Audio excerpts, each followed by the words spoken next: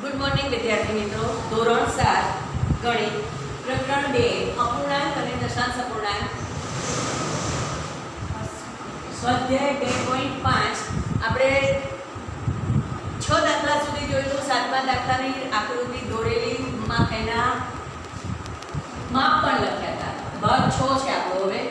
તો હવે આપણે આકૃતિ પરથી કોણ કેટલું વધારે જાય છે ચાલે છે એ જોવાનું છે. દિનેશ એ સ્થળથી A થી B તરફ જાય છે, ત્યાંથી C તરફ. આ દિનેશનું અંતર છે, બરોબર છે. C સુધી જાય છે. પછી A નું અંતર B થી 7.5, A નું અંતર B થી 7.5 છે. B થી C નું અંતર 12.7 છે. હવે અયુબ આવ્યો. અયુબ એ સ્થળથી D તરફ જાય છે. આ અયુબનું અંતર છે. ત્યાંથી તે C તરફ જાય છે. B થી એનું અંતર 9.3 કિલોમીટર છે અને D થી C નું અંતર 11.8 મીટર છે. કોણે વધુ મુસાફરી કરી કેટલી? હવે આપણે દિનેશનું કુલ અંતર બરોબર બરાબર A થી B સુધીનું અંતર વત્તા B થી C સુધીનું અંતર બરોબર છે. C સુધી દિનેશ આવી ગયો. A થી B સુધી 7.5 કિલોમીટર વત્તા B થી C નું અંતર 12.7. હવે આપણે બંનેનો સરવાળો કરીશું. 7 ને 5 12 નો બગડો વધી 1 ને 7 ને 1 8 8 ને આપણને મોઢે ના આવડતું હોય તો આપણે આવી રીતે કરવાનું. 12.7 7 ને 5 12 નો બગડો વધી 1 7 ને 1 8 9 ને 10 ને 0 વધી 1 2 બરોબર છે. એટલે કે 20.2 કિલોમીટર અંતર કોનું આવ્યું? દિનેશનું. હવે અયુબનું અંતર જોઈએ.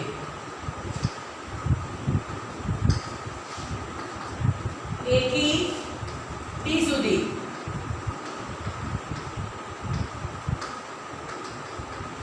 વત્તા D થી C સુધીનું અંતર. C સુધી આવી ગયો. ચલો A થી D સુધીનું અંતર કેટલું છે? 9.3 વત્તા 11.8. આવી જ રીતે આપણે સરવાળો કરીએ. 11.8 8 ને 3 11 નો એકડો વધી 9 ને 10 ને 11 નો એકડો વધી 21.1 કિલોમીટર. આ કોનું અંતર થયું? અયુબનું. બરોબર છે. જુઓ કોણ વધારે અંતર ચાલ્યું કહેવાય. દિનેશનું 20.2 કિલોમીટર છે. અયુબનું 21. કેટલી આવી ગઈ? કોણ વધારે મુસાફરી કરશે? તો હવે આપણે જવાબ લખીશું. જવાબ બરાબર અયુબ વધુ મુસાફરી કરશે. સમજણ પડી ગઈ?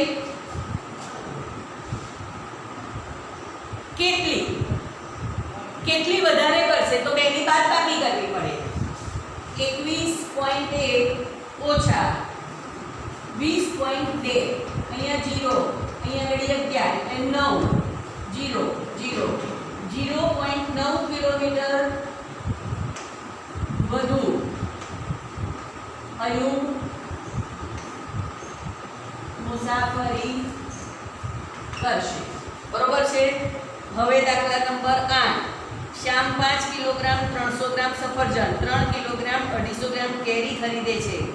સરલા 4 કિલોગ્રામ 800 ગ્રામ સંતરા અને 4 કિલોગ્રામ 150 ગ્રામ કેળા ખરીદે છે.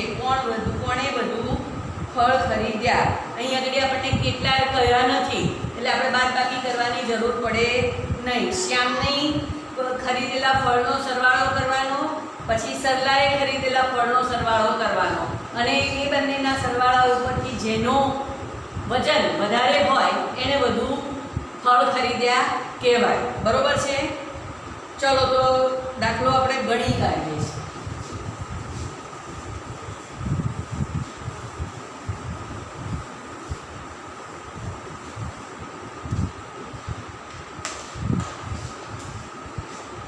દાખલા નંબર 8. પહેલું કોણ છે? શ્યામ. તો કિગ્રા અને ગ્રામ 5 કિલોગ્રામ 300 ગ્રામ સફરજન અને 3 કિલોગ્રામ 250 ગ્રામ કેરી.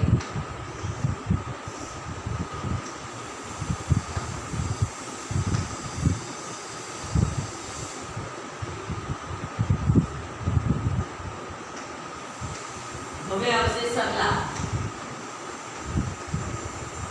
સરલાએ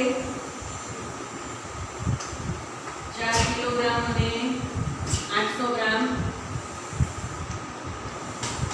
સંતરા અને 4 કિલોગ્રામ 150 ગ્રામ કેળા. આ સરલાના ફળ.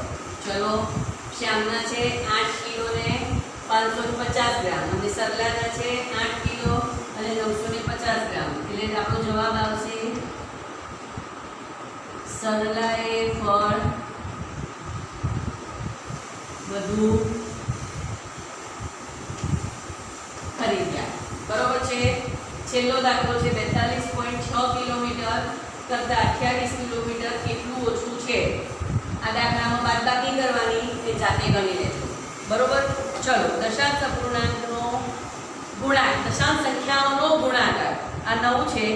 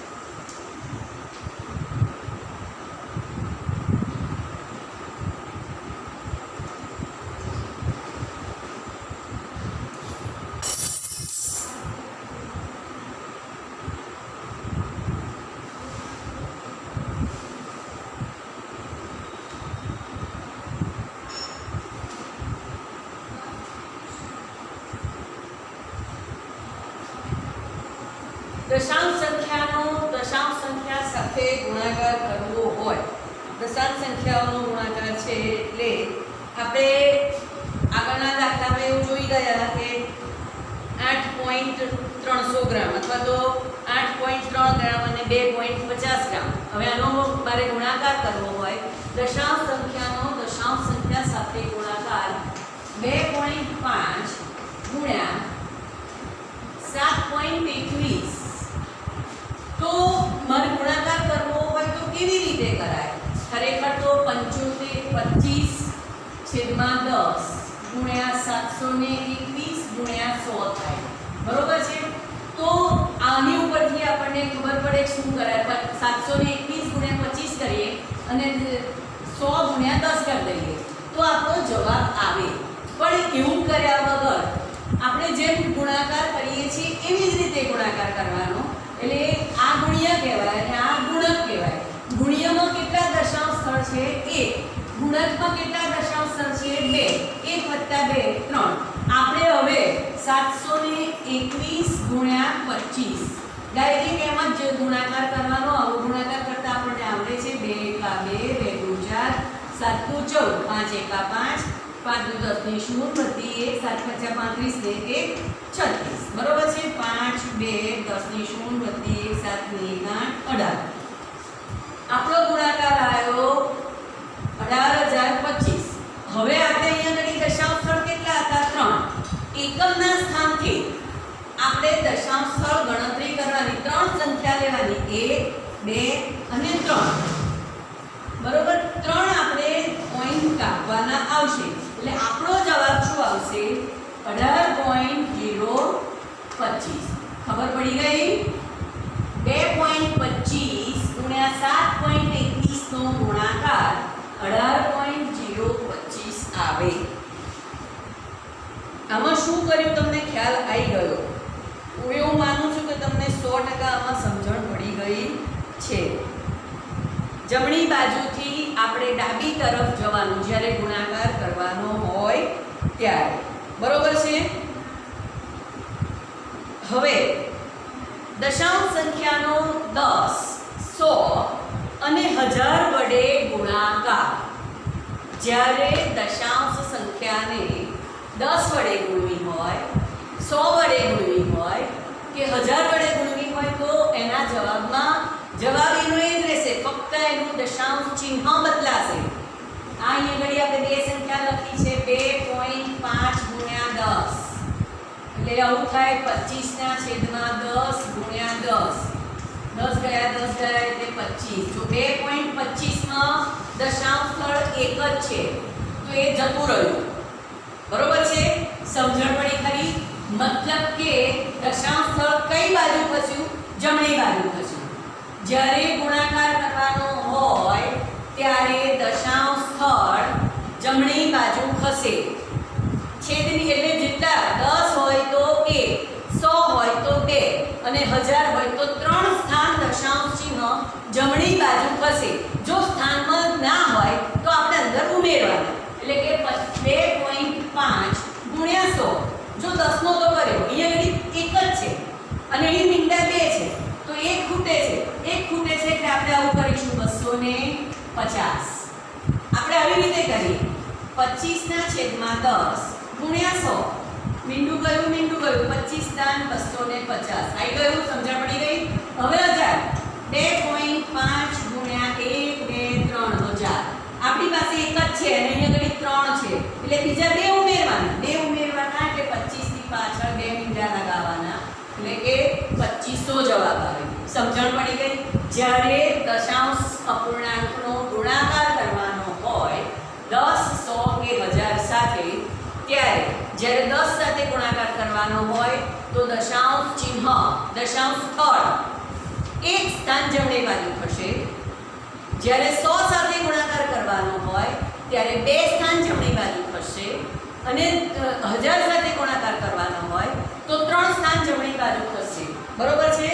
આ નોટની અંદર તમારે લખી નાખવાનું. આ મેં બોર્ડ ઉપર લખ્યું છે એ તમારે નોટની અંદર લખી નાખવાનું. અહીંયા આગળ હું આ પણ લખું છું દશાંશ સ્થળ ગુણ્યા ગુણાકાર. બરોબર છે? 2.5 ગુણ્યા 7.21 બરાબર 18.025. આ અને આ તમારે નોટની અંદર લખ્યા પછી હવે હું અહીંયા આગળ નવું લખું છું દશાંશ અપૂર્ણાંકનો 10, 100, 1000 સાથે ગુણાકાર. 10 સાથે આપણે ટૂંકમાં લખીશું, જલ્દી યાદ રહે એવું. ગુણાકાર કરવા દશાંશ સ્થળ એક સ્થાન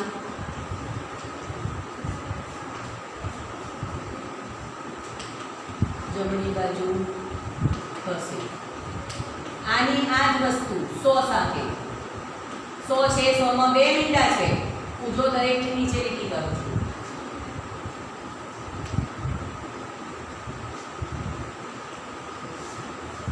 તમારે નોટની અંદર ખાસ લખવાનું છે, નોંધની અંદર નોટ ચેક કરવામાં આવશે અને એ વખતે લખેલું હોવું જ જોઈએ. એટલે મહેરબાની કરીને બોર્ડ ઉપરનું તમે જોઈને નોટમાં ઉતારી લેશો. ડાયા છોકરાઓ છે, સમજદાર છોકરા છે એટલે એટલું લખી નાખશે.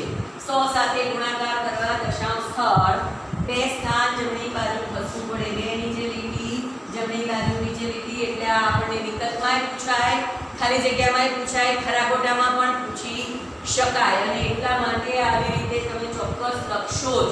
હવે આપણે ત્રીજું લખવાનું બાકી રહ્યું છે. અહીંયા આગળ હું ત્રીજું લખીશ. અહીંયા આગળ જગ્યા ઓછી થઈ ગઈ એટલે હવે 1000 સાથે ગુણાકાર કરવા દશાંશ સ્થળ. કેટલી બાજુ થશે? 1000 માં કેટલા મીંડા છે? 3. એટલે કેટલા સ્થાન થશે? 3 સ્થાન. કઈ બાજુ? જમણી. તમે જે હાથે ડાબા હાથે લખતા હોય એ લોકો માટે નહીં, પણ જે લોકો જમણા હાથે લખતા હોય એ બધા જનરલી બધા જમણા હાથે લખતા હોય, જે હાથે લખો છો એ સાઈડે ખસવાનું. જમણી બાજુ ખસે. બરોબર છે? ચાલો સ્વાધ્યાય 2.6.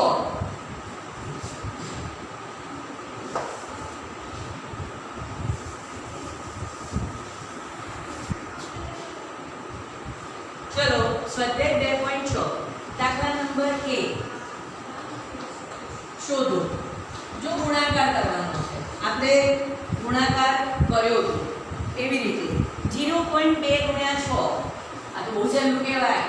0.2 ગુણ્યા 6.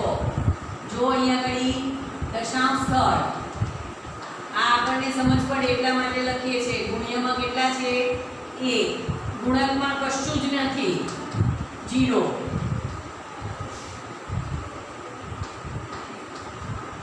એટલે જવાબમાં કેટલો આવશે? ભાગફળમાં જવાબ કેટલો આવશે? કેટલા પોઈન્ટ કપાશે? 1. આ તો આપણે 2 ગુણ્યા 6 આવું કરવાનું. 2 ગુણ્યા 6 6 2 12 એટલે કે 0.2 ગુણ્યા 6 બરાબર એકમના સ્થાનથી ગણતરી કરવાની. 1 પોઈન્ટ કાપવાનો છે, 1.2. બરોબર છે? બહુ સહેલા દાખલા છે. બીજો જાતે ગણશો, ત્રીજો હું ગણાવું છું. 2.71 ગુણ્યા 5. જો અહીંયા ઘડી ગુણ્યમાં છે એટલે આપણે દરેક વખતે આવું લખીશું નહીં. પહેલેથી જ દાખલો હતો, સમજદારી માટે લખવાનું એટલે લખ્યું. અહીંયા ઘડી પણ એવું જ છે. અહીંયા ઘડી 2 છે, દશાંશ સ્થળ 2 દશાંશ સ્થળ છે. એટલે આપણા જવાબમાં કેટલા સ્થળો થશે? હા, જેમ આપણે ગુણાકાર કરીએ છીએ દશાંશ ચિહ્નને ધ્યાનમાં જ નહીં લેવાનું, ગુણાકાર કરી કાઢવાનો. 5 એકા 5, 7 પંચા 35 નો 5 લો, 3 5 નો 10, 10 ને 3 13. એટલે હવે 2.71 ગુણ્યા 5 બરાબર 2 સ્થાન ખસવાનું છે. એકમના સ્થાનથી 2 સ્થાન, 1 અને 2 એટલે 13.55. બરોબર છે? ત્રીજો ચોથો જાતે ગણવાનો. પાંચમો ગણાવું છું. 211.02 211.02 ગુણ્યા 4. અહીંયા આગળ પણ 2 દશાંશ સ્થળ છે એટલે આપણા જવાબમાં આપણે 2 પોઈન્ટ કાપવાના. 211.04 ગુણ્યા 4. ચોકું ચોકું 16. 0 0 0 એક બધી આપણે ઉમેરી દીધી, પહેલેથી મૂકી દીધી. 4 એકા 4, 4 એકા 4, 4 દુ 8. 211.02 ગુણ્યા 4 બરાબર મારે 2 દશાંશ સ્થળ કાપવાના છે, 1 અને 2 એટલે 844.16. દાખલો 1 પૂરો થઈ ગયો. દાખલો 2 લંબચોરસનું ક્ષેત્રફળ શોધો જેની લંબાઈ 5.7 સેન્ટીમીટર અને પહોળાઈ 3 સેન્ટીમીટર છે. લંબચોરસનું ક્ષેત્રફળ સૂત્ર શું ખબર છે? કદી લંબચોરસના ક્ષેત્રફળની? હા, ખબર છે. લંબાઈ ગુણ્યા પહોળાઈ. દાખલા નંબર 2 લંબાઈ બરાબર કેટલી છે? 3 5.7 સેન્ટીમીટર. પહોળાઈ 3 સેન્ટીમીટર છે.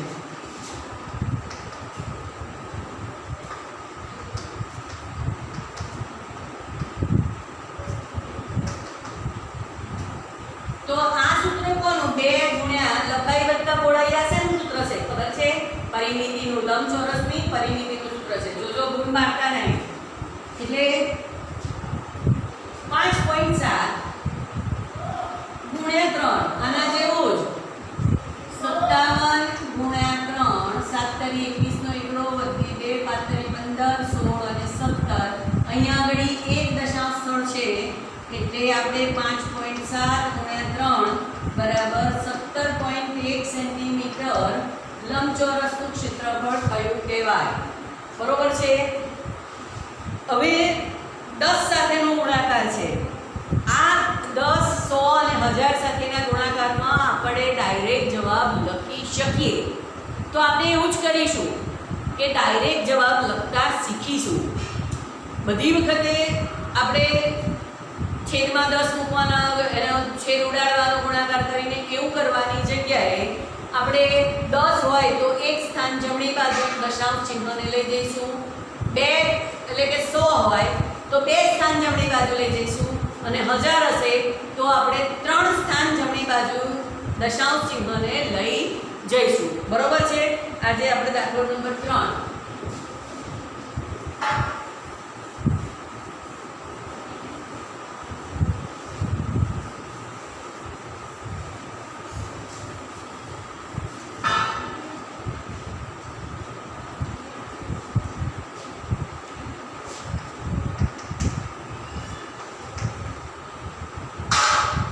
1.3 ગુણ્યા 10 છે એટલે એક સ્થાન જમણી બાજુ જશે એટલે 13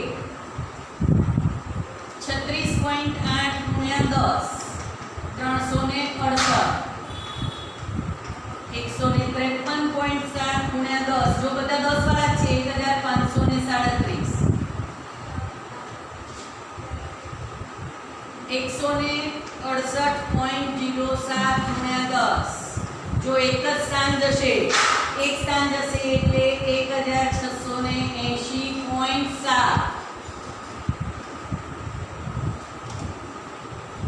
31.1 ગુણ્યા 100 100 માં 2 છે અહીંયા આગળ એક જ સ્થાન છે 3110 સમજણ પડી ગઈ. અહીંયા એક સ્થાન છે એક નહોતું એટલે એક આપણે ઉમેર્યું 156.1 ગુણ્યા 100 બરોબર આના જેવું 1561 એની પાછળ એક બિંદુ એટલે 15610 3.62 ગુણ્યા 100 362 આઠમો દાખલો 43.07 ગુણ્યા 100 તો 4307 નવમો દાખલો હવે 1000 વાળો આવ્યો 0.5 ગુણ્યા 9 તો 10 જ છે 5 છે એક સ્થાન જતું રહેશે એટલે 5 બની જશે બરોબર છે 10 0.08 ગુણ્યા 10 છે એટલે એક જ સ્થાન થશે એટલે 0.8 થશે મગજમાં ઉતરે છે 0.9 ગુણ્યા 100 એક છે અહીંયા આગળ એક જ છે એટલે એક ઉમેરવું પડશે એટલે 90 થશે અને 12 જો 1000 વાળો એક પણ નથી આવ્યો આમાં આ છેલ્લું એક જ આવ્યો 0.03 ગુણ્યા 1000 માં 3 મીંડા છે અહીંયા 2 છે એટલે ત્રગડાની જોડે એક ઉમેરવો પડે. વિદ્યાર્થી મિત્રો બાકી રહેલું બધું જે પણ બાકી છે જે લખવાનું કહેલું છે એ બધું નોટની અંદર લખી લેશો અને પૂરું કરશો. હવે આના પછીનામાં આપણે આ સ્વાધ્યાય પૂરું કરીશું પછી ભાગાકાર જોઈશું.